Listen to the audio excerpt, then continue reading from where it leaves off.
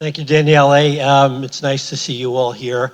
I think it is fair to say that in this group, there are many people here, or some, who are thinking the whole notion of legalizing cannabis is insane, and others who are thinking that it is not properly regulated.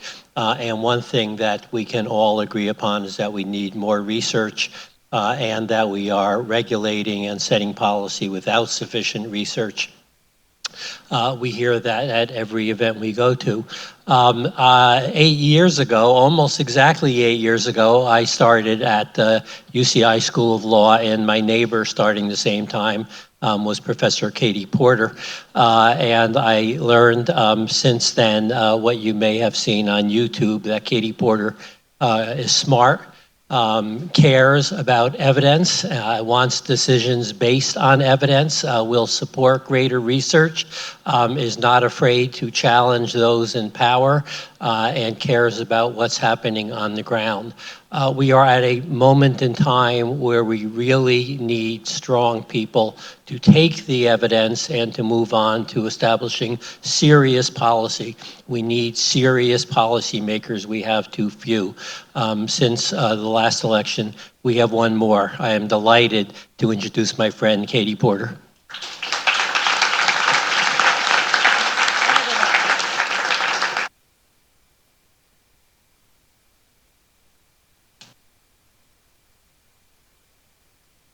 Tall chair is never good. Thank you all for having me here. It's a delight to be back at UC Irvine. This was my employer until just a few months ago. I live right here on campus, and I'm just delighted at the formation of the center and the continued work that it has been doing. We have many more conversations to come on cannabis use, and I'm really excited to have UCI leading the way in bringing together this interdisciplinary group of researchers, along with all our partners in the community, from law enforcement to business owners, to be talking about what is the best path forward for California and for the country. The doctor's research on the link between cannabis use and car accidents is really critical. We need more data to understand what is happening, what is not happening, and how best to even measure the possible effects. We need the scientific benefits of studying this understudied field, but we also need to make sure that as we're moving into adult use legalization, and we have it here in California, it is coming in many other states, we don't want to be complacent about understanding what the risks and challenges of that will be. Having lost people losing lives to cannabis-impaired driving and then trying to analyze the cause of that crash, it is much better to prevent accidents and to make sure that we're doing adult use legalization right. And ideally, we know that it's not safe to drive, period, having used cannabis, and that is clearly the best position that we can be taking. But trying to understand, particularly, I thought the effects of chronic cannabis use was particularly interesting. I think we think about it as in the same way. A lot of the paradigms that we have coming out of alcohol are the same ones that we've imported into, whether it's the law enforcement regime or other parts of the regulatory framework. And sometimes that is a good fit to use the alcohol regulations, and sometimes it's a very poor fit. And so I thought the research on driving was extremely interesting. So thank you for being here. I've been doing a lot of work in Congress on what's called the Safe Banking Act in particular. And one of the things that's important about the Safe Banking Act, I'm going to talk more about its effect on the banking system, but it's also really important in terms of paving the way for more businesses and ancillary services to do research and to serve people who are in the cannabis industry. So right now we see attorneys and accountants and all kinds of ancillary professionals being unable to do work with cannabis businesses, whether it's growers, dispensaries for testing, packaging, child-safe packaging, safe shipping, all of those things. Good financial practices are at risk because we don't have clear procedures that permit banking in the federal system. So this bill, the Safe Banking Act, I'm a co-sponsor of it. It passed out of the Financial Services Committee on a bipartisan basis. About half of the Republican members supported it. It was probably the biggest bipartisan thing that we've done in the committee. There was a little bit of an interesting gap between the vote, which was quite bipartisan, and some of the questioning and the dialogue that we had in the committee hearing. We still definitely have people who are bringing up issues surrounding cannabis that are not up to speed on the current research, who don't have a good grip on how, who, when, where, why people are making use of cannabis. And that does not allow us to get to the right answer when we're making regulation. So one of the reasons that we call it the Safe Banking Act is a lot of what it's designed to do is to enhance public safety. So we've been talking about the effects of using cannabis and potentially getting behind the wheel, but there are a number of other safety-related concerns around cannabis, and one of them is the problem of doing business in an all-cash environment. And so this creates significant risks for business owners who are working in cash. It creates significant expense for them, but also for the taxing authorities. And so there are actually tax collectors at the county and state levels who have had to hire more employees and find different facilities to simply store the cash payment of tax revenue. And so all of that cash floating around in the system actually creates a whole new host of law enforcement problems around tracking funds, around organized crime, around all kinds of financial fraud, ranging from tax fraud all the way up to gang activity. And so getting the cannabis businesses, state legal cannabis businesses into the federal banking system is a real aid both to them and to law enforcement. It's going to help them grow. It's going to help us regulate and understand these businesses and their needs, and it's going to help law enforcement do their job of detecting criminal activity. So we have a real problem, and it's affecting not just those who are direct cannabis providers, like I mentioned. It's not just that the dispensary owners operating in cash, it's that accountants and attorneys, all the ancillary people, truck drivers. And one of the effects of this is it's also affecting the diversification of the profession. And so to the extent that cannabis is creating new jobs, we want those new jobs to be available to the most qualified individuals who apply. One of the things we're seeing is many fewer women working in the cannabis industry, particularly in dispensaries. And one of the reasons is they're uncomfortable dealing with all that cash.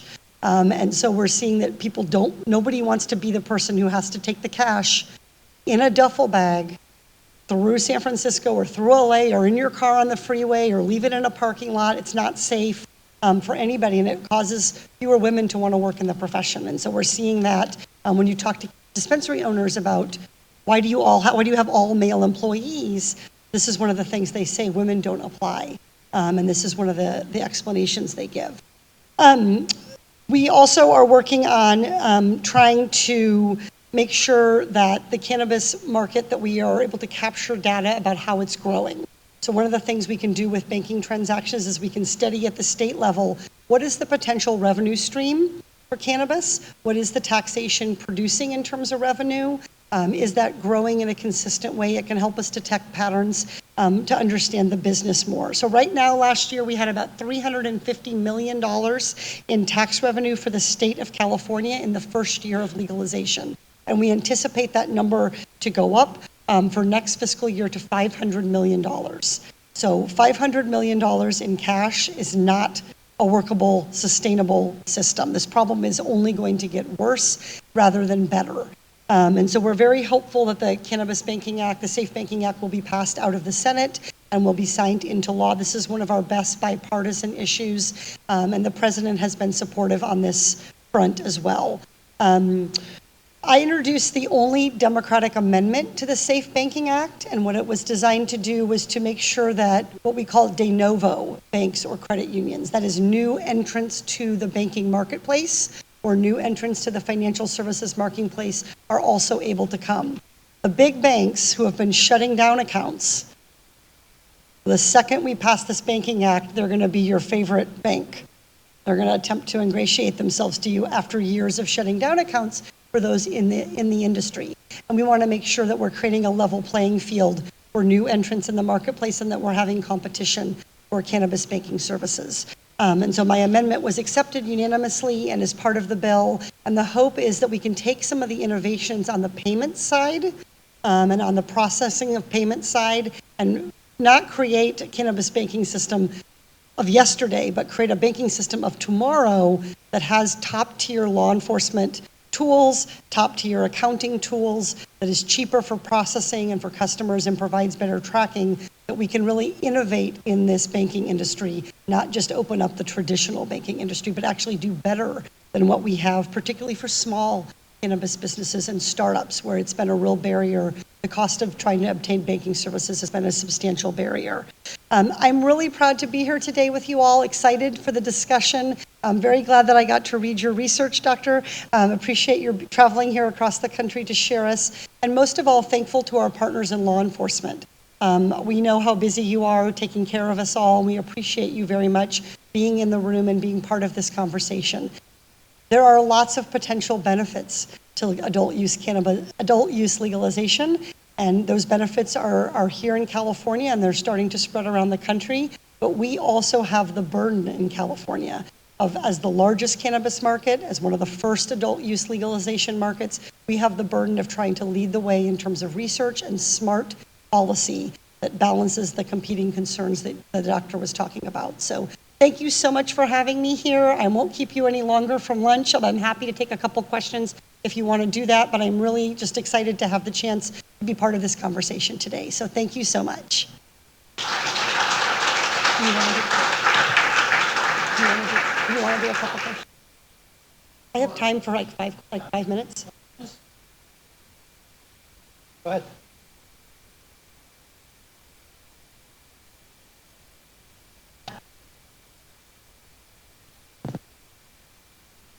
So that's a huge issue.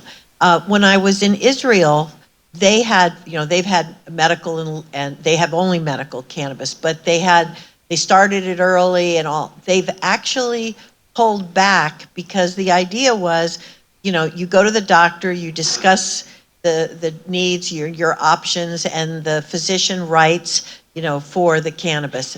And the idea is you come back, you say whether it's worked or not, you should change your dose. All of that's happening with the dispensaries. And we have a huge problem, and they took it back in Israel, and now that's going to be out of regular pharmacies. Your doctor's going to have to reorder all of that.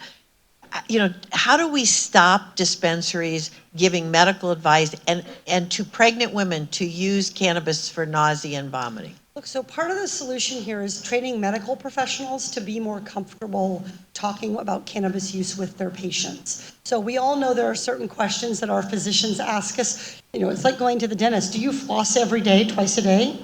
A lot of us say yes. And yet we're not really fooling our dental hygienist. She literally can look at your teeth and know if you're telling the truth. And so I think part of this is about how do we train not just physicians, but also those on the front lines of seeing patients, so pharmacists, nurses, the kind of whole range of healthcare providers. And one of the challenges to doing this has been the federal restriction on scientific and medical research around cannabis. And so without federal research dollars flowing into the VA, flowing into the National Institutes of Health, flowing into our Medicare and Social Security system to permit the appropriate training of medical professionals, I think it is natural that patients will try to seek advice and help in getting relief from other sources. It's absolutely a problem. I think that most cannabis dispensaries do not want to be in the business of practicing medicine, and we don't want them to take that liability or take that risk. They don't have the comprehensive training, education, and licensing to do it. There may be some hybrid models that are also possible, but we have a lot of powerful and important lessons to learn from the opioid crisis. About some of the problems with doing that with pill mills and things like that. So I think there's a definite need for us to do more to support the medical community and also to make it a safe and comfortable space for patients to talk in an honest way with their medical provider about their cannabis use. And so I think that is, there's part of that is on the medical community here to make that a more welcoming conversation and a more safe conversation for patients. And then I think part of it, of course, is on dispensary owners to continue to educate them about some of the kinds of drug interactions and health effects. So making sure that as part of our licensing process, we are giving dispensary owners world-class research and training on how to recognize and deal with dangerous drug interactions, patients with vulnerable health conditions like pregnancy, signs of addiction or other issues. And so we have to have both of these populations working in conjunction. The problem is not just dispensary owners,